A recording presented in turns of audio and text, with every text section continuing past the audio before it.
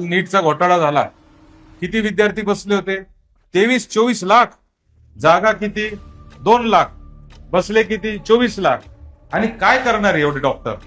WHO सांगितलंय की 1000 पॉप्युलेशनच्या मागे, 1000 लोकांच्या मागे एक डॉक्टर असला पाहिजे. भारतामध्ये हा आकडा आजच 800च्या मागे एक डॉक्टर आहे.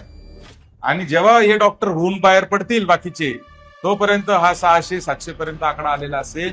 आजही खऱ्या अर्थाने डॉक्टरांची आवश्यकता नाही. डॉक्टरांची आवश्यकता आहे, ती कुठं आहे? ग्रामीण भागामध्ये आहे. कारण ग्रामीण भागात आजही वैद्यकीय अवस्था अत्यंत वाईट आहे. तिथं कोणी सुविधा द्यायला जात नाही. कारण प्रत्येक डॉक्टरला शहरामध्ये जायचं आहे. त्याला शिकला, पोस्ट ग्रॅज्युएट झाला की त्याला शहरामध्ये जायचंय. आणि या सगळ्या परिस्थितीमुळं डॉक्टरांची जशी परिस्थिती आहे तशीच इंजिनियरची परिस्थिती आहे.